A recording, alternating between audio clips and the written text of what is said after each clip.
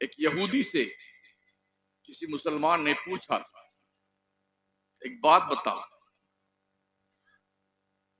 तुम्हारे यहाँ तुम्हारी कौम की तादाद बहुत कम है, पूरी दुनिया में सिर्फ 80 लाख यहूदी हैं पूरी दुनिया में। क्या वजह है कि तुम्हारे लोगों का सिक्का पूरी दुनिया में चलता है? क्या वजह है कि तुम्हारे यहाँ यहूदी कोई गरीब नहीं होता है? दुनिया में जितनी बड़ी बड़ी कंपनियां हैं सब यहूदियों की। तुम्हारे यहाँ कोई नौकरी नहीं करता है और तुम्हारे यहाँ लोग एक दूसरे से नफरत नहीं करते हैं। अच्छा, बात तुमने ठीक पूछी है। उस यहूदी ने कहा, जनाब ऐसा है, हमारी जिंदगी का बुनियादी उसूल 3 है। पहला उसूल यह है कि हम पढ़ाई से समझौता नहीं करते। हम पैदा होने से लेके मौत तक पढ़ते रहते हैं और ये तीनों उसूल हमने आपके नबी हजरत मोहम्मद मुस्तफा से सीखे। सुभान अल्लाह। उतलबुल इल्म मिनल महदी इलल लहद। आका फरमाते हैं, ओ मेरी उम्मत के लोगों, माँ की गोद से लेके कब्र में पहुंचने तक इल्म हासिल करते रहो। तो हम तुम्हारे नबी को इस हैसियत से फॉलो करते हैं, पैदाइश से लेके मौत तक पहुंचने की घड़ी आती है ना, तब तक हम सीखते रहते हैं, पढ़ते रहते हैं। इसलिए हमारे यहाँ कोई जाहिल नहीं है। इस तनाजुर में देखिए, हमारे यहाँ मुसलमानों में देख लें, और खासकर जिनको मुसलमान कहा जाता है सुन्नियों को, इनमें देख लें, जाहिलों की तादाद अल्लाह अकबर 90% जाहिल। सिर्फ 2% क्वालिफाइड है मुसलमान, 2%। 2% हमारी हाजी अल्लाह के घर में है। नमाज में सिर्फ 2%, गवर्नमेंट की नौकरी में सिर्फ 2%। तो हम जितनी हाजिरी रब के यहां देते हैं, उतनी ही हाजिरी के एतबार से हमारा परसेंटेज हुकूमत के तमाम इदारों में, ठीक है ना। तो हमारी कंडीशन यह है कि हमारे यहां जाहिलों की तादाद ज्यादा है। कोई नौजवान इमाम आ गया मस्जिद में, 18, 19, 20 साल का है, तो बुढ़ा क्या कहता है, कल का लौंडा, इससे क्या सीखे? क्या कहता है? कल का लौंडा है, इससे क्या सीखे दीन? ये क्या सिखाएगा? पूरी जिंदगी 90 साल तक वो बुढ़ा सजदा करेगा तो हेलीकॉप्टर बनता रहना गवारा है उसे। दोनों टांगे उठ जाएंगी, ये पता ही नहीं कहां देखा जाता है, कैसे नियत बांधी जाती है।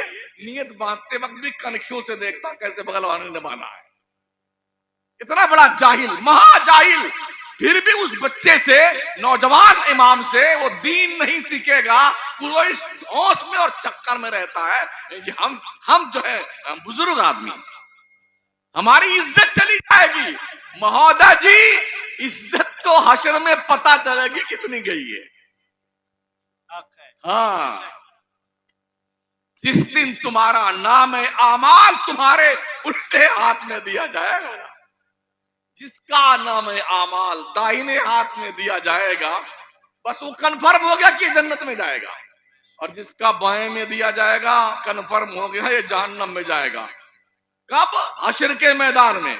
और हम यही ठेकेदार, हम जन्नत में जाएंगे। हम, अल्लाह क्या कहता है, जब नामे आमाल दिया जाएगा सीधे हाथ में तो कन्फर्म होगा ये जन्नती है, उल्टे हाथ में दिया जाएगा तब कन्फर्म होगा ये जहन्नमी है। और हम यहीं बैठे हुए हैं, हम जन्नती, हम जन्नती, हम जन्नती।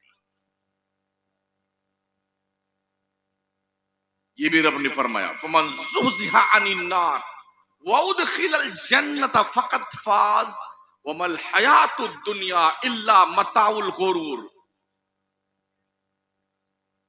जो जहन्नम से बचाकर जन्नत में डाल दिया गया वो कामयाब है, और दुनिया की जिंदगी तो खेल कूद की जिंदगी है। तो क्या हम जहन्नम से बचा के जन्नत में डाल दिए गए हैं? अभी मरे ही नहीं है, इंतकाल फरमाए ही नहीं है, अपनी कब्र नाज में जलवा फरमा हुए ही नहीं है, तो जन्नत का डिसीजन लिया इंशाअल्लाह हम ही जन्नत में जाए, हम ही जाए। दोबारा नजरे सानी कर लो लोगों, नजरे सानी कर लो। यहूदी क्या कहता मुसलमान से, हमने तुम्हारे नबी के 3 उसूलों पे अपनी जिंदगी का इन्हिसार किया हुआ है। हमारे यहां तालीम से कोई समझौता नहीं, मगर हमारे यहां 10वीं पास करते करते 14% मुस्लिम कौम के स्टूडेंट ड्रॉप आउट कर जाते हैं। बंबई जाएंगे, सिलाई करेंगे, ठेला पे केला बेचेंगे, और जी नहीं कोई काम मिला तो एक्सपोर्ट के दुकान में कारखाने में धागा ही काटेंगे बैठ कर, या टेबल साफ करेंगे, चाय की प्यालियां लगाएंगे, बाहर वाला काम करेंगे। कुछ ऐसे भी दुकानदार हमने बम्बई में देखे, दुकान तो उनके पास नहीं है मगर 1.5 बाई 2 का इतना बड़ा लकड़ा का एक दुकान बनाया हुआ बंदा, गले में लटकाए हुए पान पूड़ी बीड़ी सिगरेट इसी अपने दुकान में लिए गली गली में घूमता फिरता है। देखा मुंबई में, देखा आपने? हाँ, उसकी दुकान उसके गले में लटकी रहती है। वो पढ़ते हैं दुनिया में, सिर्फ 80 लाख यहूदी दुनिया के नक्शे पे है। तालीम के मैदान में उनका कोई दूसरा साझी नहीं है, विकल्प नहीं है। दूसरी बात सुनिए, हमारे यहां बच्चा पैदा होता है ना, तो हम अपने बच्चों को बिजनेस सिखाते हैं, नौकर नहीं बनाते। हमारे यहां नौकरी के लिए हम तालीम हासिल करते हैं। मुंशी, मौलवी, कामिल, फाजिल, आलिम, डबल फाजिल, मुफ्ती, ये डिग्री किसके लिए? नौकरी के लिए। तो हमारी सोच जो है पैदाइश से लेकर के और मरने तक नौकरी नौकरी नौकरी होती है, और उनकी सोच पैदाइश से लेकर मौत तक बिजनेस बिजनेस बिजनेस। जानते हो हुजूर ने फरमाया है, अल्लाह ने बरकत के 9 हिस्से धंधे और तिजारत में रखे हैं, 1 हिस्सा नौकरी में रखा हुआ। हम पूरे मुसलमान 1 हिस्से के पीछे पड़े हुए हैं, और दुनिया का यहूदी उस 90 हिस्से के उस पर रकम पर काबिज है। किसी की नौकरी कहां है? एक भी कंपनी, एक भी कारखाना मुझे बता दो हिंदुस्तान में किसी मुसलमान का जिसके यहाँ 100-150 लोग काम करते हैं, तो नहीं है। और कहीं अगर थोड़ा सक्षम हुआ मुसलमान तो बड़ी प्लानिंग के तहत वहां फसाद करवा दिए जाएंगे कि थोड़ी कमर मजबूत होने लगी है माशी हैसियत से मुसलमानों की, तो कमर ऐसी तोड़ दो कि फिर 50 साल तक ये कुबड़ा कुबड़ा के चले। छुपाकर आस्ती में बिजलियां रखी हैं गर्दों ने, अनादिल बाग के गाफिल न बैठे आशियानों में। क्या दुनिया के मकरो फरेब की चालें समझ में आती हैं आपको? कैसे आएगी? भैंस चराते हैं ना, कैसे समझेंगे दुनिया हमारे लिए क्या प्लान तैयार के रखे हुए है? गोली खेलेंगे, कंचा खेलेंगे, गुच्ची खेलेंगे बेटा हमारे बच्चे, दिन भर बाहर यहीं बैठे रहेंगे लिए मोबाइल, और पान खाते हैं तो पान, नहीं तो पूरी हरदम ठूसते रहेंगे बेटे, पिचिर पिचिर पिचिर मस्जिद की दीवार थूक करके बर्बाद कर देंगे, किसी के मकान के सामने बैठे रहेंगे, गंदगी फैला करके अपने वजूद को उसी में लपेट के रखते हैं। आपको कैसे एहसास होगा दुनिया ने आपके लिए क्या प्लान क्रिएट किया है? कभी सोचा आपने?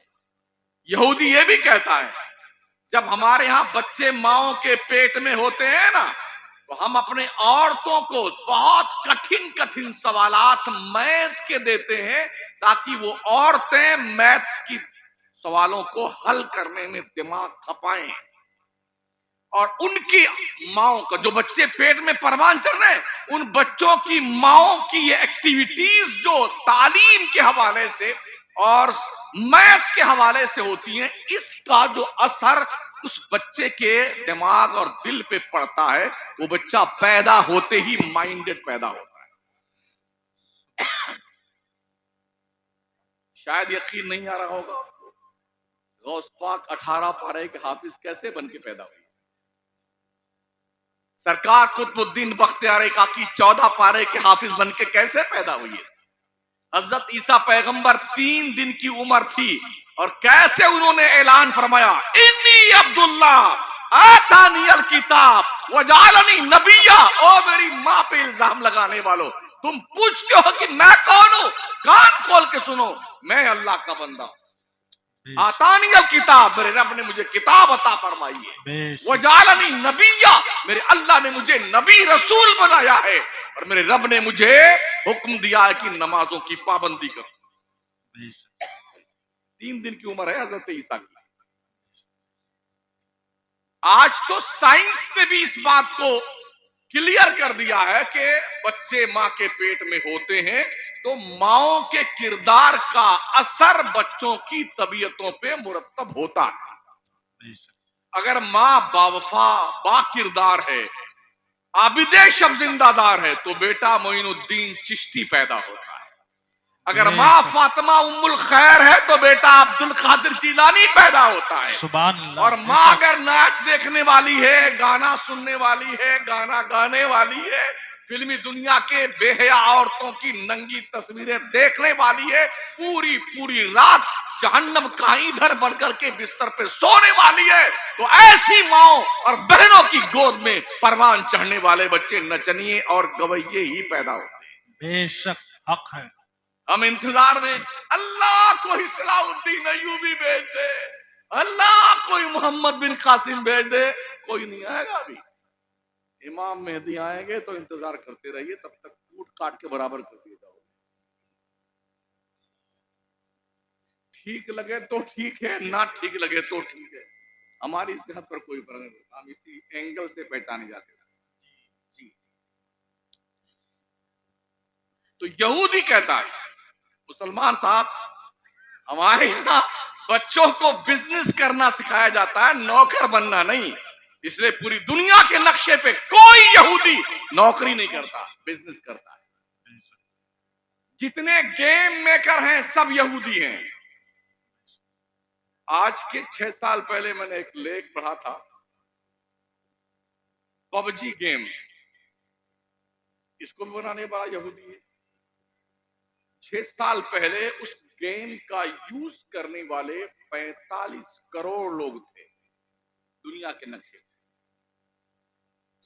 अगर पर हेड 1 रुपया गेम मेकर का पकड़ा जाए मुनाफे का पर हेड, तो 45 करोड़ आदमी जो यूज करते हैं पर हेड 1 रुपया, तो 45 करोड़ रुपया पर डे उस गेम मेकर के खाते में ऑनलाइन पहुंच जाता है।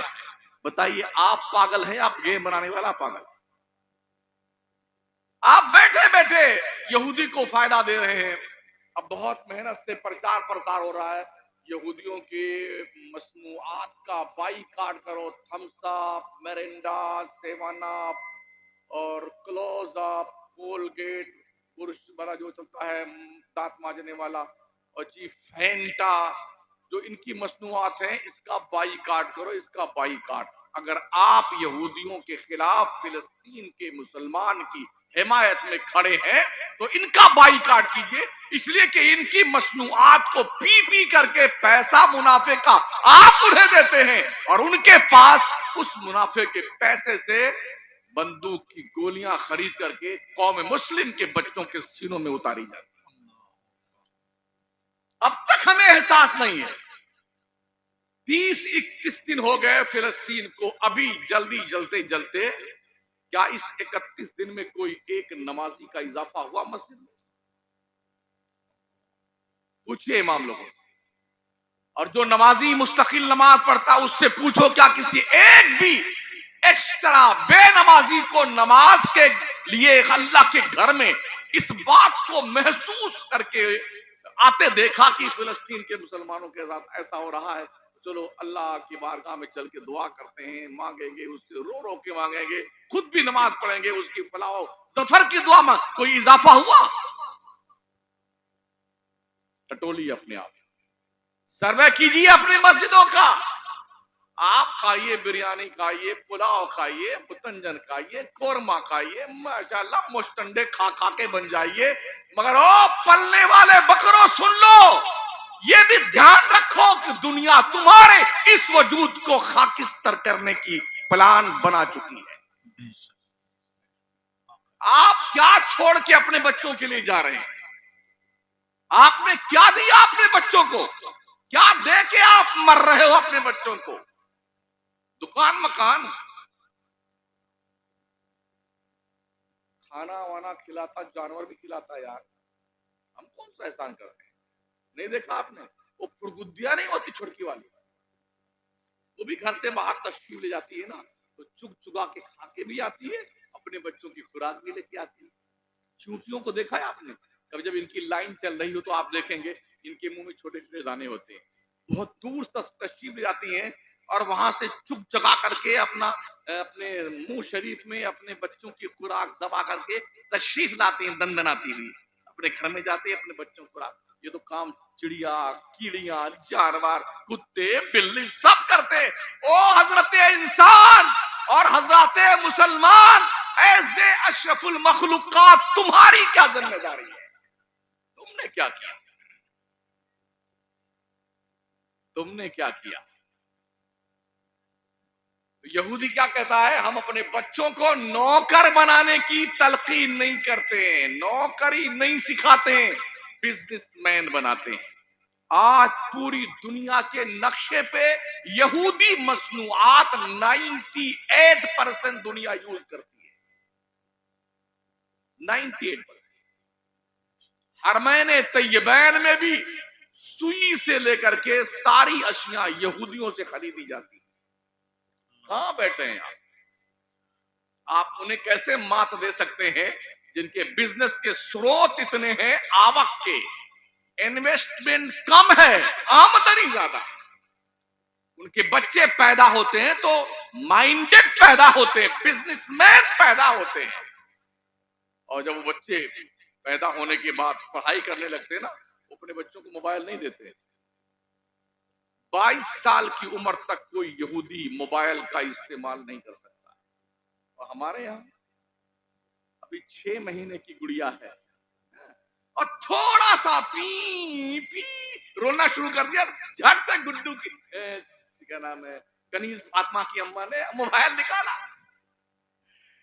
कार्टून लगा दिया। अब वो कार्टून में झूम रही है और चिंकी की अम्मा जो है वो अपने कार्टून में झूम रही है।